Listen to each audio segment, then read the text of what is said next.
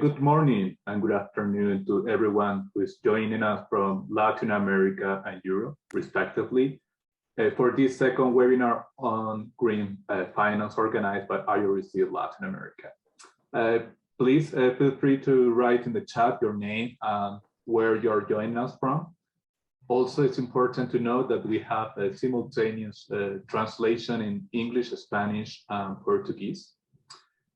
Before I start, I would like to introduce myself. My name is Edgar Lozada. I'm the Deputy Team Leader for IORC Latin America of the International Urban and Regional Cooperation Program, which is funded by the European Commission. For those who are not familiar with the program, IORC main goal is to exchange best practices in urban development and regional innovation. Also, before we begin the introduction, I would like to thank Katia Penibes, a climate finance expert from the European Commission, who helped us connect with today's panelists. So today's event is the second part of a series of webinars focusing on green finance. While in the first webinar, we gave an overview of green finance and talk about the role of international cooperation agencies. This time, we will discuss the role of development banks and private financing in reducing the infrastructure gap in cities while promoting low carbon investments. Furthermore, we will explore some of the available instruments and how project financing is structured, while discussing some of the challenges for doing so. In this regard, we'll talk about how to quantify some of the positive externalities in this in green projects, how to expand the available pool of well-designed bankable projects, and also how to measure their benefits and how to reduce the perceived risk of low carbon investments, thus increasing the attractiveness and return to potential investors. To understand these many challenges, we are joined by two experts from Brazil with extensive experience in financing green projects. First, we have Lucian Gorgulho, head of the Department of Urban Development, Culture and Tourism of Brazil's Development Bank, or also known as the BNDES. From 2006 to 2018, she was in charge of developing new actions and financial instruments aimed at the development of the Economy of Culture initiative in Brazil through non-reimbursable resources to projects related to the preservation of Brazil's historical heritage. Today, she will give us an overview of BNDES and its credit lines available, some of its challenges, including how to identify and promote more bankable projects, and what action has been taken to overcome those challenges. Secondly, we have Fernando Machado, who is a partner in the strategy and transaction practice at Ernst & Young in Brazil. And in this area, he focuses on infrastructure and debt structuring. He has over 17 years of professional experience working in project finance, structuring in various sectors such as renewable energy, gas-fired power plants, airports, ports, sanitation, among other sectors, in countries like the United States, Mexico, Netherlands, Chile, Peru, and Colombia.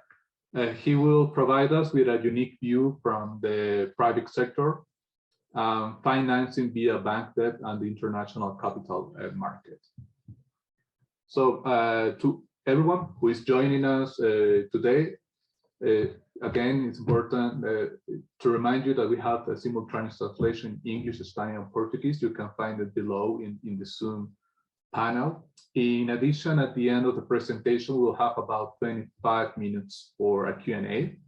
Feel free to write your questions to the panelists in that section of Zoom. And finally, at the end of the webinar, we will have a short survey to receive your feedback about the session. So having said that, Lucian Gorgulho, please, the floor is yours. Thank you. Thank you very much, Edgardo. Thank you very much for providing this opportunity. We agreed that I should speak in Portuguese, so I will change language now. Eu vou compartilhar uma apresentação onde eu pretendo apresentar um pouco da história do BNDES no tema do ESG, alguns highlights de iniciativas e ações que estão sendo feitas nos últimos anos, e, ao final, falar um pouco mais do tema que eu coordeno aqui dentro do BNDES, que é a temática do desenvolvimento urbano. Falando sobre a história, é importante mencionar que o BNDES já atua nessa agenda social e ambiental há mais de 40 anos. A partir da década de 80, o Banco de Desenvolvimento Econômico incorporou o S no seu nome e passou a desenvolver ações visando o desenvolvimento social, entendendo cada vez mais que esses dois temas precisavam andar juntos. Em 1992, o Rio sediou aquela importante conferência que impulsionou a atuação do BNDES no tema ambiental. Em 97, foi criado o Fundo Social, que é uma fonte de recursos próprios que o BNDES utiliza para fazer diversas iniciativas nesse campo. Em 2008, começou a gerir o Fundo Amazônia e outros projetos, criando uma unidade especificamente ambiental dentro do banco pela primeira vez. Em 2017, foi pioneiro em lançar Green Bonds, e a partir de 2018, o tema do mitigação do clima, sustentabilidade, ODS, o ASG como um todo, começou a tomar mais força. Mais recentemente, nós estamos trabalhando em iniciar uma ação em mercado de carbono e também no tema do Blended Finance, que eu vou falar mais adiante. No BNDES, então, alguns destaques da sustentabilidade são a existência de uma governança interna própria, com conselhos, regras, seguindo as melhores práticas de transparência e de governança internacionais. O BNDES tem sido um líder no tema da responsabilidade ASG, reconhecida pelo Brazilian Consumer Institute. Diversas ações e políticas de ASG remontam a 1999, vou falar um pouco mais adiante sobre elas. Recentemente, o BNDES foi eleito rating A1+, em ESG pela Vigeo Eiris. No ranking do setor, é o primeiro de 4 bancos de desenvolvimento em países emergentes, estando em quarto entre 848 companhias em países emergentes. Como eu disse, foi o primeiro banco a emitir um Green Bond no exterior em 2017. Foi uma emissão de $1 bilhão, que teve 5 vezes mais de subscrição, de demanda por subscrição. E também foi pioneiro, em 2020, na emissão de um Green Bank Note, no valor de $1 bilhão, que também teve a sua demanda superada em 7 vezes. O BNDES também é um dos maiores financiadores mundiais em energias renováveis. Temos cerca de $30 bilhões alocados a esse tipo de projeto entre 2004 e 2018. E o BNDES também tem diversas captações com agências multilaterais. em termos de cooperação e de repasse de recursos para os temas ambientais e sociais, se destacando saneamento, mobilidade urbana e energia limpa. Mais recentemente, nós estamos procurando avançar na questão da pegada de carbono. Então, temos um grupo que vem produzindo essas estatísticas em termos de emissões de carbono evitadas pelo BNDES, né? Então, nós podemos ver aqui na área de energia, 66 milhões de toneladas, em florestas, 496 mil, e em mobilidade urbana, 7,9 milhões. Isso são as emissões evitadas pelas operações financeiras feitas pelo BNDES. Esse total de emissões evitadas equivale a 28 anos, o equivalente a 28 anos sem carro numa cidade grande como São Paulo. Isso tomou uma força muito grande, esse inventário, a partir do Acordo de Paris, e, no momento, nós estamos procurando fazer o inventário interno dessa pegada de carbono em diversas dimensões, usos de recursos energéticos, transporte, casa-trabalho, e nós pretendemos avançar nessa agenda. Em termos das políticas ASG do BNDES, né, nós temos já há alguns anos uma política de responsabilidade social corporativa em ambiente, aprovada nos nossos conselhos e que vem produzindo avanços nas nossas linhas de financiamento, nas nossas modelos e fluxos de análise, nas nossas exigências em relação aos projetos, além de alguns avanços também em temáticas internas, sobre questão de diversidade e outros temas. Também temos uma política operacional que visa mensurar o impacto ambiental de cada um dos projetos financiados. Temos uma política de compras sustentáveis e existe uma preocupação muito grande de um legado social. Então, muitos projetos que nós financiamos são exigidos como contrapartidas que esses beneficiários, que essas empresas façam investimentos sociais como contrapartida ao apoio recebido. Em termos dos instrumentos que o BNDES utiliza para atuar no ESG, nós temos desde linhas de crédito diretas, por exemplo, para investimentos ambientais, de qualquer tipo de projeto industrial ou de infraestrutura. Essas linhas têm um custo menor do que as linhas ordinárias do banco, cerca de 30% a menos em termos do spread básico cobrado pelo BNDES. Nós começamos a financiar por meio de linked loans.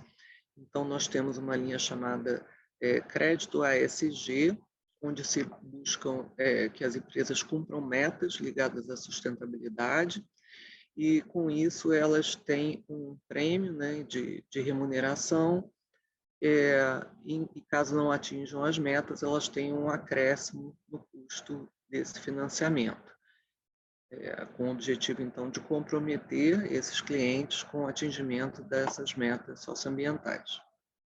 Por fim, nós somos um dos gestores do Fundo Clima, que provê linhas de crédito com custos bastante reduzidos para projetos que tragam algum tipo de mitigação ao clima. Temos também como instrumento garantias, né, e pode ser destacado o FG Energia, recentemente realizado. Nós temos, como eu disse, a emissão de bonds, os Green Bonds lançados em 2017, e mais recentemente, né, acabou de sair uma chamada de aquisição de créditos de carbono no valor de 10 milhões de reais. Nós temos também um instrumento de equity, ou seja, participação societária em empresas, por meio de fundos de impacto, onde o BNDES é um dos principais investidores, alavancando essa indústria de fundos de impacto.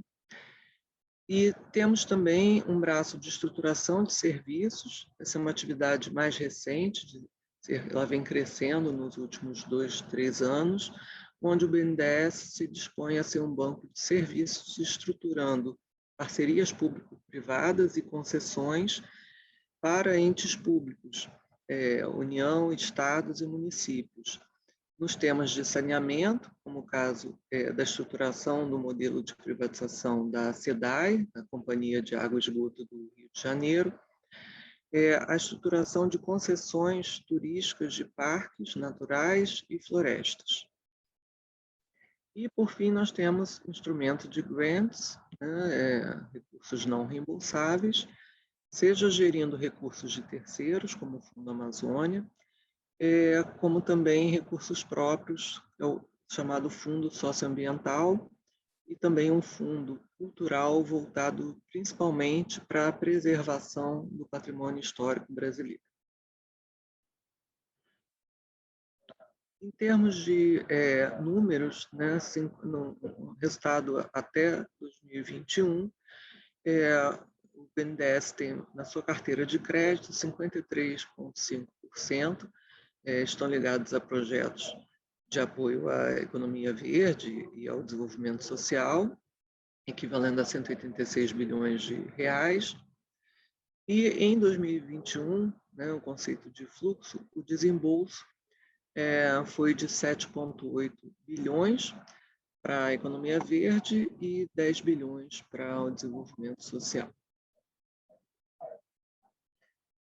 Entre os temas que nós mais financiamos estão a energia renovável, a eficiência energética, saneamento, água e esgoto, investimentos em inclusão produtiva e microcrédito, recuperação e preservação de biomas e todo o tema do desenvolvimento urbano, incluindo a questão da mobilidade urbana e o desenvolvimento urbano propriamente dito. E como eu mencionei, no tema da energias renováveis, esse é um dos grandes destaques do BNDES, com cerca de 30 bilhões de dólares alocados. Aqui alguns destaques de iniciativas realizadas na área de ESG. Em 2020, nós tivemos o Salvando Vidas, voltado para a área de saúde, que procurou equipar as unidades de saúde para o enfrentamento da Covid. E com esse match funding, o BNDES alocou R$1 para cada R$1 captado nesse programa, que atingiu mais de 100 milhões de reais. Nós temos a gestão do Fundo Amazônia, já de muitos anos, no campo da preservação do patrimônio histórico brasileiro. Nós tivemos uma iniciativa no ano passado de uma chamada de projetos de restauro de patrimônio no valor de 200 milhões de reais, que apoiou 21 projetos de preservação de patrimônio material e patrimônio imaterial em diversas localidades do Brasil, também no sistema de match funding. É uma iniciativa feita com parceiros, institutos empresariais privados que doaram recursos também para essa iniciativa. Tivemos a iniciativa do BNDES Educação Conectada, é um apoio não reembolsável para aprimoramento do uso de tecnologias nas escolas do ensino básico brasileiro, buscando induzir uma transição desse modelo do ensino, especialmente nos estados e municípios, com o uso de tecnologias educacionais, onde também o BNDES aportou recursos não reembolsáveis em conjunto com parceiros privados. Bom, temos outros programas como cisternas nas escolas, a questão das concessões de parques e florestas, os fundos de impacto, E, por último, uma chamada pública recente para recuperação de Mata Atlântica, a chamada Floresta Viva, que também está em andamento e que prevê investimentos superiores a 100 milhões de reais, também em conjunto com diversos parceiros. E em termos de passos futuros, né, o objetivo é incorporar cada vez mais o tema do impacto climático nas decisões de investimento, expandir o inventário do carbono, incorporar o ASG e os aspectos de clima na estruturação de projetos, aderir a pactos e princípios relevantes nesse tema e fortalecer a governança ESG do banco com indicadores corporativos, comitês e atribuições. Bom, indo agora então para a questão do desenvolvimento urbano, o BNDES, nessa temática do desenvolvimento urbano, ele busca tanto transformar as cidades para atingirem o ODS 11, tornando as cidades mais sustentáveis ambientalmente, com a mitigação de impactos da transformação do clima, adaptação da infraestrutura urbana para os eventos extremos climáticos e também o reforço da vocação socioeconômica dessas localidades, buscando novas vocações e reforço das vocações existentes com o objetivo de criação de emprego, geração de renda nessas localidades. E com também preocupação com o acesso à infraestrutura social e aos serviços públicos, provendo essas comunidades serviços básicos, né, como creches, como saúde básica e assistência social. E um terceiro objetivo, né, dessa sustentabilidade é a sustentabilidade fiscal. O BNDES também atua junto aos estados e municípios, buscando fazer investimentos de melhoria e modernização da gestão pública para que essas localidades possam atingir um melhor equilíbrio fiscal e financeiro. E, por fim, nós temos uma atuação também em tornar as cidades mais inteligentes, com o uso de tecnologias e data, para uma política pública mais efetiva e para o fortalecimento institucional, transparência e aumento da participação social. Dentro desse macro objetivo voltado às cidades, nós temos um case realizado nos últimos anos no município de Belo Horizonte, no estado de Minas Gerais, onde foi feita toda a urbanização e os investimentos necessários à adaptação às mudanças climáticas, como contenção de encostas, drenagem, macrodrenagem, em comunidades carentes, onde houve um grande processo de planejamento com participação das comunidades e que trouxe muito bons resultados em termos da recuperação dessas localidades. E no momento, quais são os instrumentos que nós estamos trabalhando para a promoção do desenvolvimento urbano nas cidades brasileiras? Em primeiro lugar, nós possuímos linhas de crédito voltadas para o desenvolvimento urbano, com uma ótica de desenvolvimento integrado em determinado recorte territorial. Essas linhas de crédito com recursos próprios, elas podem ter prazos de amortização de até 20 anos e nós conseguimos financiar municípios em projetos que sejam de valor superior a 5 milhões de dólares e se eles forem abaixo de 5 milhões de dólares, nós repassamos recursos para a rede de agentes financeiros, de bancos públicos, privados, de desenvolvimento no nível estadual e municipal e regional.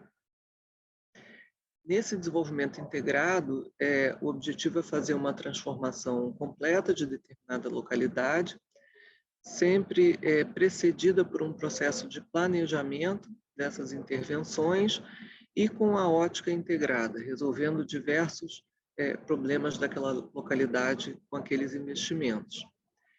Então, uma linha desse tipo ela pode financiar desde drenagem, macrodrenagem, contenção de encostas, melhorias na mobilidade urbana, ligação das redes de esgoto, obras de infraestrutura complementares a investimentos de saneamento, de mobilidade, espaços de lazer, espaços verdes, construção de equipamentos culturais e sociais, ou seja, é uma gama bastante ampla de usos dessa linha, mas sempre com uma ótica de um planejamento prévio, de um planejamento territorial integrado, buscando um maior impacto. Uma segunda iniciativa que nós temos, e essa está em andamento, a ideia de se utilizar recursos não reembolsáveis do BNDES e de parceiros para uma chamada de propostas para a elaboração dos projetos.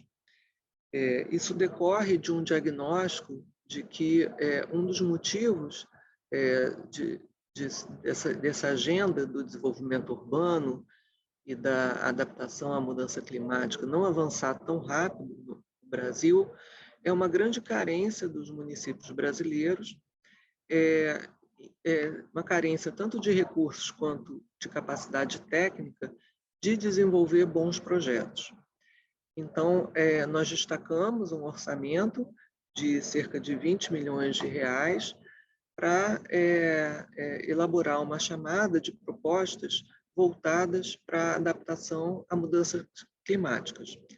Com isso, esses municípios poderão ter seus projetos de engenharia financiados de forma não reembolsável e com uma assistência técnica de qualidade, buscando eles possam ter bons projetos para ir buscar, então, num segundo momento, o funding para a implementação desses projetos. Então, a ideia esse ano seria fazer cerca de 3 ou 4 pilotos, sendo que um obrigatoriamente na região da Amazônia, que é uma região que tem sido priorizada na atenção aí de diversas políticas que o BNDES vem desenvolvendo. E, por último, uma outra agenda mais recente, que também está em andamento, estimular, induzir, fomentar um instrumento do Blended Finance. O Blended Finance é um instrumento que associa recursos não reembolsáveis com instrumentos financeiros de mercado privado, onde esse recurso não reembolsável ele atua na equação financeira para atrair e deslanchar instrumentos financeiros típicos do mercado privado, como debêntures, como fundos de investimento, como fundos imobiliários e outros arranjos. É uma iniciativa inovadora, o BNDES trabalhou no regulamento próprio, no modelo de sandbox, para que pudesse fazer, então, esse tipo de iniciativa. E a meta para esse ano, de 2022, é também fazer uma chamada de propostas para implementação de alguns pilotos de Blended Finance, onde um dos temas dessa chamada deverá ser o desenvolvimento urbano. Bom, em grandes linhas, era essa apresentação que eu tinha para fazer, reforçando que o BNDES tem atuado no tema do meio ambiente, do ESG, na dimensão social, já de muitas décadas, e que vem progressivamente buscando desenvolver tanto novos instrumentos quanto novas soluções, sempre em conjunto com parceiros, sempre buscando atrair mais recursos de doação e recursos financeiros, de crédito, de investimento, para o atingimento dessa agenda ASG nos próximos anos. Muito obrigado.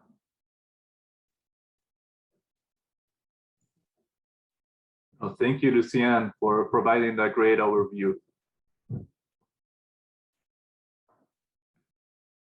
That overview about the role of BINDES and the available instrument for financing the green infrastructure, and some of the action you have taken already for identify and incentivize the availability of more bankable projects in Brazil. So we are going to leave the question for the end for both panelists.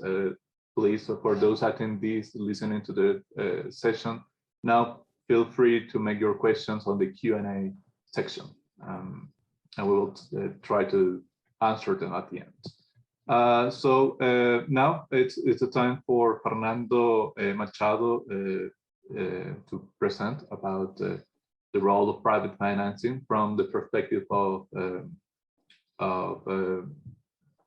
the private sector. He works at Ernst & Young. And so, Fernando, please, the floor is yours. Obrigado. E obrigado pela oportunidade. Bom, eu sou o Fernando Machado, eu sou sócio da área de Corporate Finance da UI Brasil, focado em estruturação de dívida. Então, dívida tanto corporativa quanto dívida de projetos. Próximo slide. Bom, acho que seria um financiamento sustentável, né? Um financiamento sustentável, basicamente, é uma combinação de lucratividade e impacto positivo, voltados aos três grandes temas, né, que vem sempre sendo muito discutido, que é a parte ambiental, a parte social e a parte de governança. Próximo slide.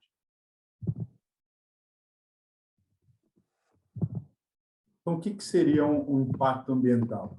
São práticas corporativas que tendem a minimizar os impactos ambientais, por exemplo, uma diminuição da emissão de carbono, ou um desmatamento, ou uma poluição de águas. Tá? Já na parte social, uma responsabilidade da empresa em prol da comunidade, tá? Tendo como exemplo uma certa diversidade da equipe que trabalha na companhia, investimento social privado em projetos específicos. Tá? A parte de governança, ela está muito mais ligada às políticas de administração da companhia, como, por exemplo, o conselho, compulsão do seu conselho, se a companhia tem um canal de denúncias. Próximo slide.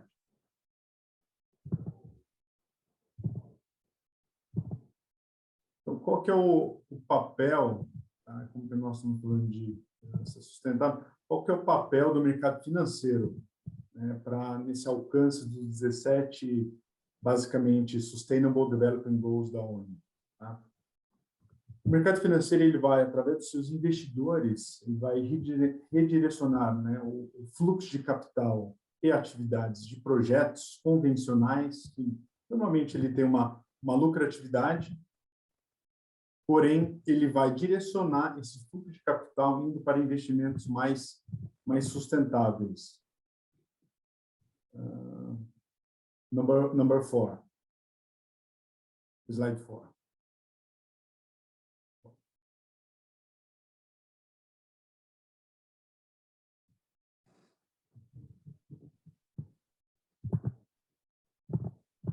Então, quais são essas razões, né, para esses investimentos?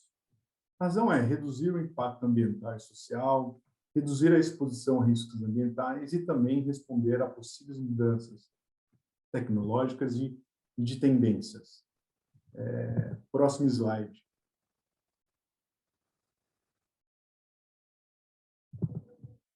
Agora eu quero falar um pouquinho sobre como se dá esse processo, tá, de obtenção de um Sustainable Finance. Tá? Então, entidades como ICMA, que é o International Capital Markets Association, ou LMA, que é o Loan Market Association, eles publicam os devidos critérios, né, dos instrumentos financeiros, como, por exemplo, critérios e requerimentos para o Sustainable Linked Bond, ou Sustainable Linked Loan, ou Green Principal Loan, e através com esses requerimentos, consultorias e auditorias especializadas, tá, ela vai analisar todos esses critérios, né, faz uma avaliação externa, até para ver se essa companhia ela tem essas credenciais, não só a companhia, mas se esse projeto em específico ele tem essas credenciais, afirmando ou confirmando essa adicionalidade, né, na parte socioambiental ou até de performance. Tá? Com essa validação, a companhia ou o projeto ele vai até o mercado financeiro, onde ele vai obter esse financiamento sustentável. Esse financiamento sustentável ele pode vir condicionado, né, por exemplo, certas taxas de juros, elas podem aumentar ou diminuir de acordo com o desempenho da companhia, de acordo com suas metas socioambientais, e certos critérios ESG. Mas eu vou falar um pouquinho mais para frente, vou falar sobre os instrumentos financeiros. Próximo slide. Como havia dito, tá, aqui nós temos os instrumentos ESG. Basicamente, nós temos 2 deles sendo bastante utilizados. Tá? O primeiro é o Sustainable Bonds, que a gente pode chamar em português de uso de recursos. Eles são instrumentos de dívida ou de refinanciamento, onde os recursos captados eles são 100% alocados a um projeto específico, ou um ativo específico. Tá? E esse parâmetro de alocação, ele traz um benefício em certas áreas. Então, pode ser a área verde, a área social, a área sustentável ou a área de transição. Então, esse dinheiro, a gente fala que o dinheiro ele já tem pré-definido, onde vai ser investido, ele vai trazer esse benefício. Tá? E a rotulagem desse título de transição é uma coisa bem discutida, até porque será que não é? Será que esse título, essa rotulagem de título verde de transição, será que está muito um greenwashing?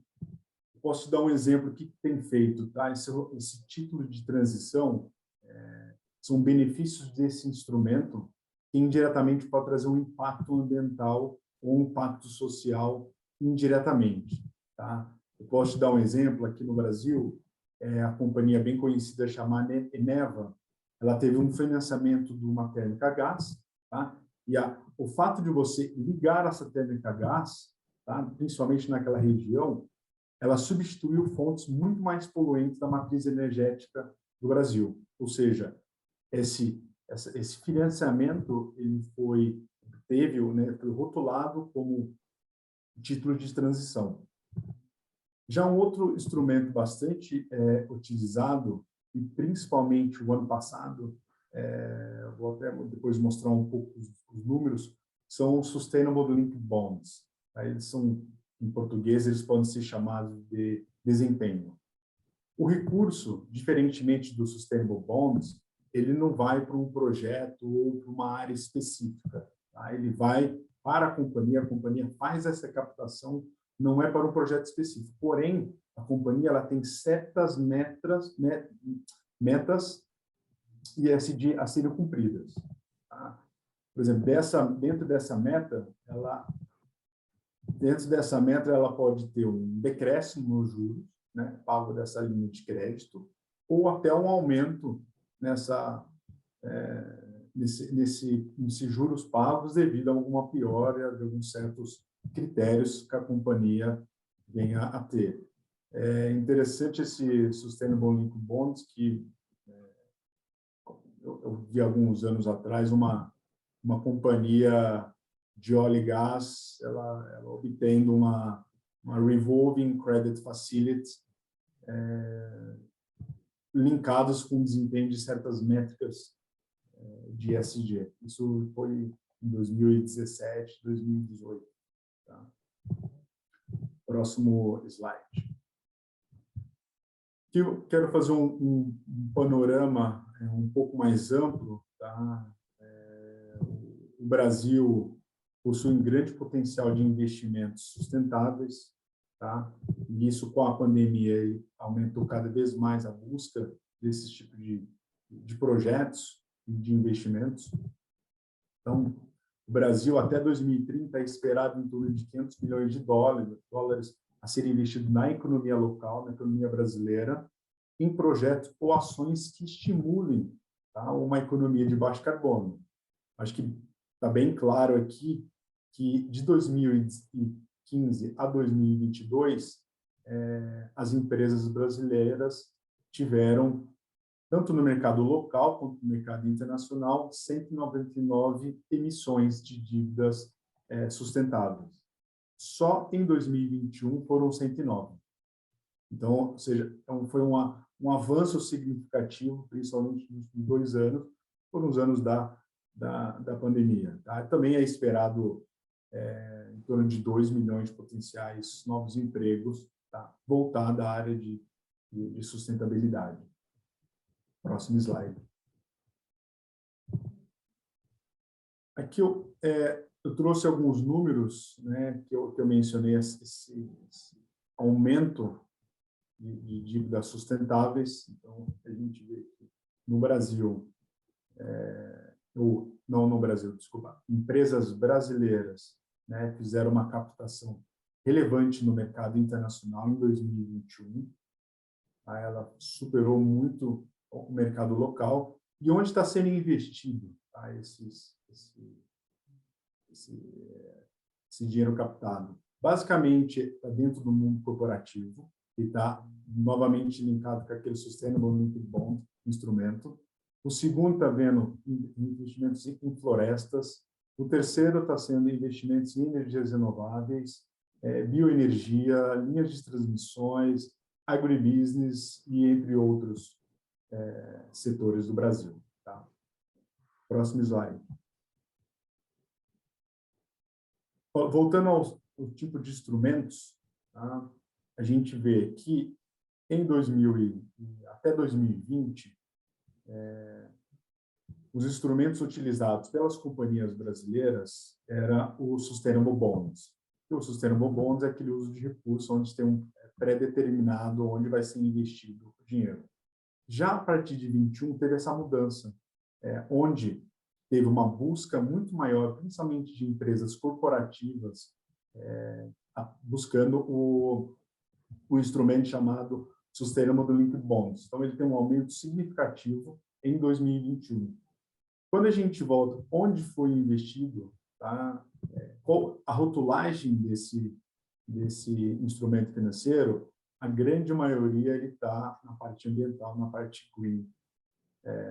Uma outra parte está no sustainability, a terceira opção seria a parte social, e ainda um pouco em desenvolvimento é a transição, que é aquele exemplo que eu dei da companhia Eneva aqui no Brasil, onde financiou uma térmica a gás que vai diminuir vai melhorar com a matriz energética do Brasil.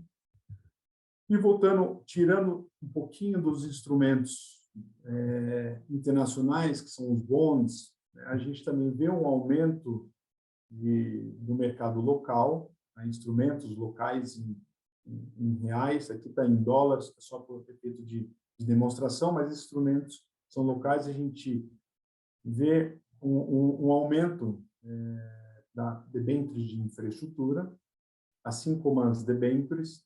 Temos um instrumento que também está sendo utilizado, que é o certificado de recebido do agronegócio, o certificado de recebido imobiliário. Tá? Próximo slide. E assim eu concluo a minha apresentação e estou aberto a perguntas.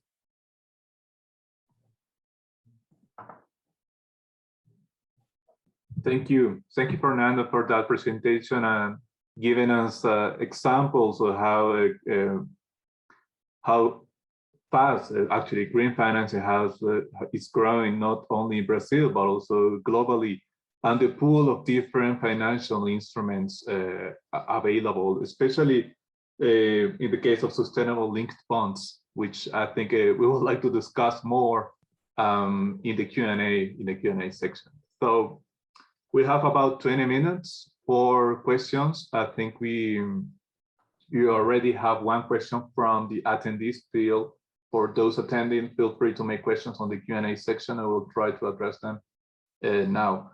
So I think the first question is for Lucian, and it's about the potential of linking local financing for municipalities to international sources of funding. If Lucian, you can talk a little bit more about linking local to international sources of funding, please. Obrigada. Eu devo responder em português, continuar em português? Sim, né? Sim, eu acho que existe bastante espaço, sinergia para composição de fontes, né? O BNDES tem fontes próprias de recurso, onde nessas linhas de crédito voltadas a municípios, a municipalidade tem que apresentar 20% de contrapartida, o BNDES financia 80%. E, além disso, qualquer fonte que seja de longo prazo e que seja aderente a esse objetivo é bem-vinda.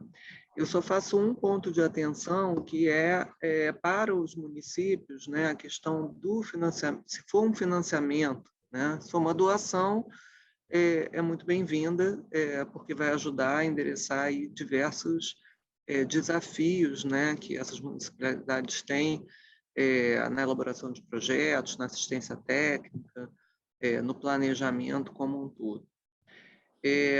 Mas se for um recurso de dívida, né, um recurso oneroso, tem que se pensar sobre algum meio de mitigar principalmente o risco cambial, porque talvez até Fernando possa falar melhor sobre isso, mas eu acho que a gente ainda não tem um instrumento de hedge eficiente para que se possa carregar um volume muito grande de recursos internacionais que estão preocupados, focados na agenda ASG, mas que, quando internalizados na forma, né, de dívida para um ente público, trazem esse risco, trazem essa dificuldade.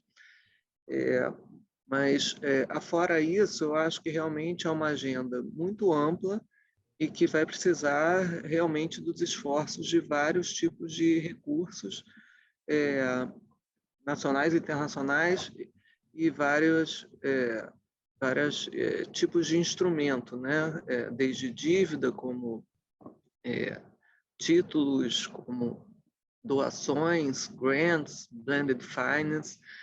Eu acho que foi bem interessante a apresentação do Fernando, sobre essa multiplicidade de instrumentos possíveis, né, que a gente está observando. Eu acho que esse é o caminho mesmo.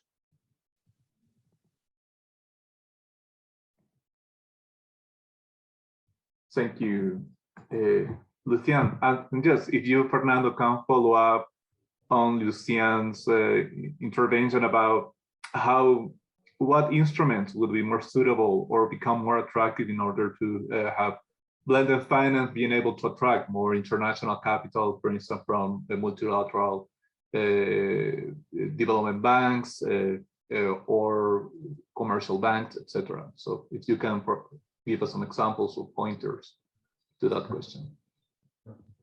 O que a Luciana mencionou, aqui no Brasil, né, principalmente em projetos de infraestrutura, saneamento, até energia, apesar que teve uma pequena mudança agora, ele basicamente é financiamento em moeda local. Normalmente, em financiamento de infraestrutura, nós estamos falando de financiamento de longo prazo, ou quase longuíssimo prazo, tá? Então, a gente tem, sim, uma dificuldade aqui no Brasil. Os projetos, as companhias, têm uma dificuldade em acessar o mercado internacional devido à variação cambial, tá? Para uma linha de 4, 5 anos, Nós temos, claro, hedge, tá? Até para a linha de 15 anos. Né?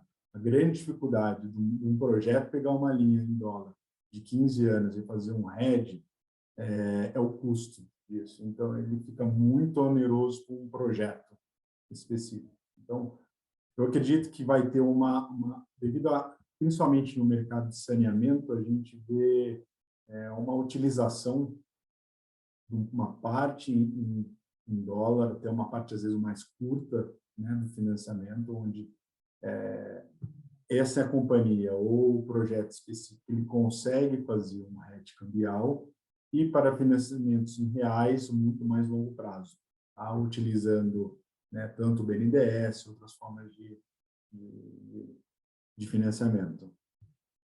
Mas, sim, temos essa dificuldade aqui no Brasil.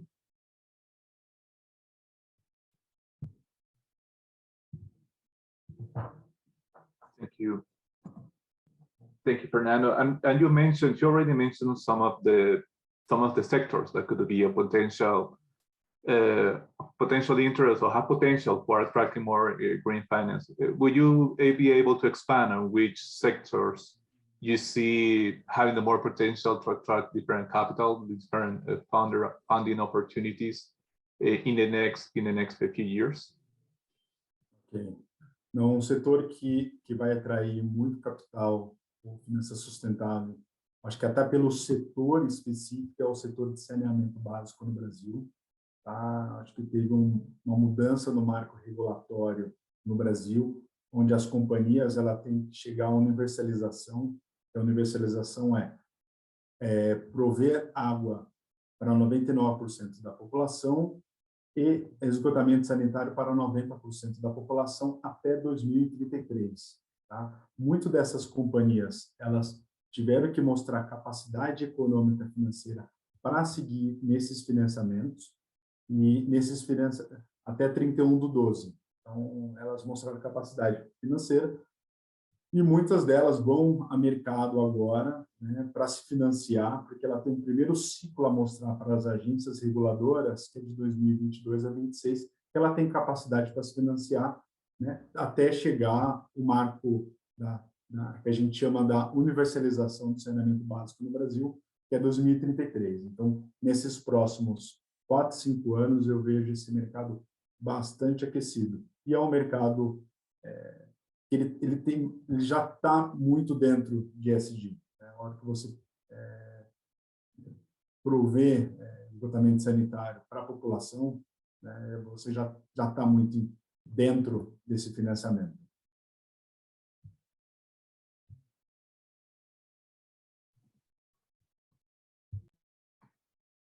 Thank you, Fernando. And I have a question for those attending the webinar. Feel free to make questions on the Q&A.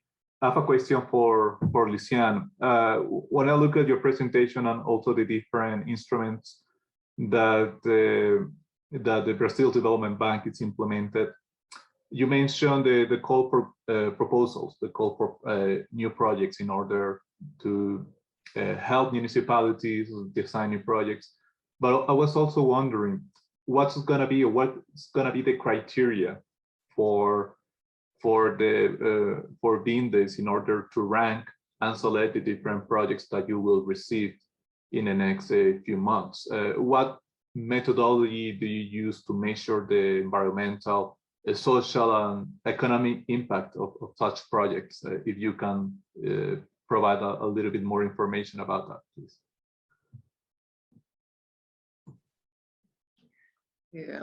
Nós estamos trabalhando nesse modelo, né, nesse momento, mas o que eu posso adiantar é que a intenção pelo menos para essa primeira chamada, é um pouco tirar os projetos da gaveta, né? Então, assim, a ideia não é buscar propostas ainda de um planejamento, de um zoneamento. Então, a nossa tendência seria já colocar como um dos critérios que o projeto já esteja, por exemplo, dentro de uma ZEIS ou dentro de uma área que possua já algum tipo de planejamento, de forma que nós possamos mensurar o quanto aquela intervenção específica que está sendo solicitada, né, o recurso para a elaboração dos projetos de engenharia, o quanto ela já está integrada numa solução que foi pensada antes.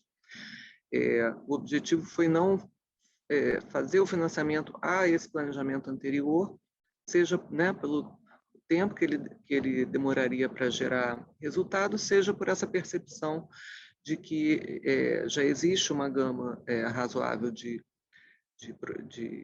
localidades que possuem esse planejamento e que realmente o que eles precisam é um funding não oneroso, né, que justifique eles tirarem esse projeto da gaveta. Outros critérios seriam justamente, né, o foco não vai ser desenvolvimento urbano lato sensu, né, a gente optou por fazer um recorte mais objetivo, até para efeito de comunicação e de comparabilidade de propostas, e esse foco eleito foi a adaptação à mudança climática. Anteriormente, nós havíamos pensado em focar em projetos de transformação urbana, né, que seriam talvez mais completos, né, onde você remodela toda por exemplo, uma comunidade, né, tanto com obras de infraestrutura e obras sociais, né, como podendo ser citado aí o caso de Medellín, né, como um inspirador disso que a gente chama de transformação urbana sustentável, né, que pensa também no aspecto social, geração de emprego e renda. Mas nós acabamos optando por esse foco em adaptação à mudança climática, um pouco estimulados pelas discussões da COP do ano passado, onde ficou muito claro que existe hoje no mundo recursos razoavelmente abundantes para mitigação de mudanças climáticas, mas existem muito poucos recursos para a questão da adaptação, né? E com isso a gente está dizendo que investimentos que evitem as perdas, né, sociais e de vidas em caso de eventos extremos. E aí aqui no Brasil a gente pode mencionar, recentemente nós tivemos uma chuva muito abundante em regiões de serra, aqui a cidade de Petrópolis, agora mais recentemente no outro lado do litoral do Rio de Janeiro, onde morreram mais de 100 pessoas por deslizamentos de encosta, por efeito das intempéries, mas que certamente uma obra de mitigação, de infraestrutura, de prevenção poderia estar colaborando nessas localidades que já são sujeitas a esse tipo de intempéries a se adaptar e não sofrer esse tipo de ameaça. Outro tipo de ameaça, bom, a contenção de encostas é um caso típico, alagamentos, né, em vias também, então com a drenagem e macrodrenagem você evitar os alagamentos que afetam o trânsito e diversos outros resultados ruins, e também o avanço do mar, né, então tem o litoral brasileiro é muito amplo e muitas cidades sofrem então com essa ameaça do avanço do mar. Então, isso também é considerado uma ação para adaptação a uma mudança climática. Então, em termos de critérios, nós vamos procurar eleger os projetos que estejam dentro de um planejamento anterior, que visem a mitigação, né, que visem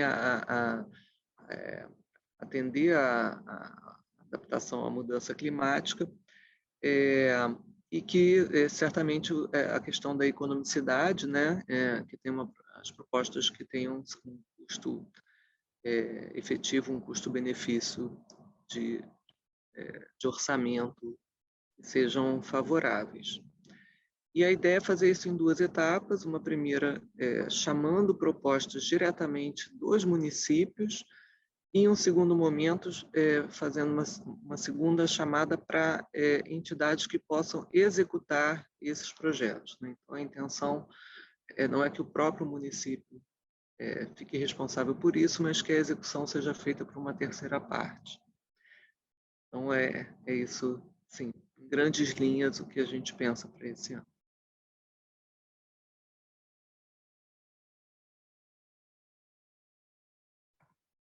Thank you, Lucian, for that. And I have one last question for Fernando, because before we wrap up the session. The difficulty of resources available, but not many resources are allocated for climate change adaptation. So, Fernando, if you can perhaps provide an example of your take on how effective are conditional interest, or in achieving pre-established environmental goals, or in this particular case, in achieving or allocating more resources towards climate change adaptation. And I'm particularly interested in the role of sustainable linked bonds. In how do you think conditional interest can be an effective way of reallocating or allocating resources for climate change adaptation? Thank you, Fernando. Ok, obrigado. Bom, basicamente, né, eu acho que o crescimento no Sustainable Linked Bonds, que é a parte de desempenho dos critérios ESG de companhias privadas, principalmente, o que eu vejo no mercado que ainda eu não posso assegurar 100% que esses financiamentos são mais baratos do que um financiamento convencional. Tá?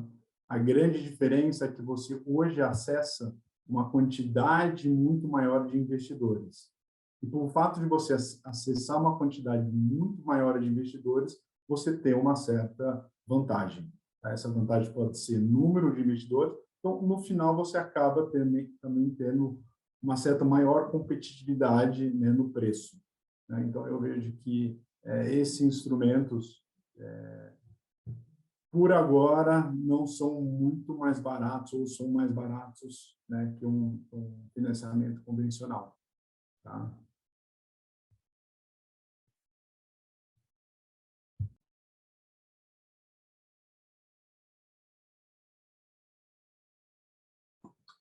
Thank you, Fernando. I think that's one of the big like challenges in green financing, is how to become those instruments more competitive, cheaper, and more accessible to reduce the gap in infrastructure for cities. And I think we are kind of running out of time, so just to provide a quick overview and conclusions for the event. So the objectives of today's webinar was to provide an overview on green finance, as well as the role of development banks and private financing in funding environmental and social sustainable projects. Although there are many challenges to overcome, Lucian mentioned some, that there are funds available, but not enough is allocated for climate change adaptation, or as just Fernando mentioned right now, still these instruments tend to be more expensive than normal financial instruments readily available for cities. So it's clear that there's still there are many instruments in place in the form of green bonds or blended finance to help close the financial gap for cities, for urban infrastructure, but still many challenges to overcome. Again, I would like to thank our two panelists for sharing their rich experience from both the public and private sector perspective. For all the people attending today's webinar, we invite you to follow the activities of IREC through its website and social media. Also, thank you very much for the audience for your attention and participation. And please don't forget that there will be a survey at the end to give us a feedback about the session. So again, to the two panelists, thank you again for your time and for your valuable feedback and expertise. Thank you, Edgardo. Congratulations to